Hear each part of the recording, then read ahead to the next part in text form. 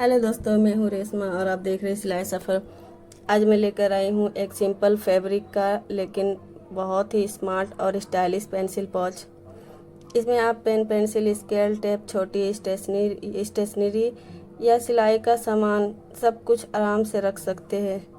देखने में क्लासी और बनाना इतना आसान कि एक बार ट्राई ज़रूर करना चाहेंगे, कटिंग से लेकर स्टिचिंग तक। अगर चैनल पर नए हैं तो चैनल को सब्सक्राइब ज़रूर करें। तो चलिए शुरू करते हैं।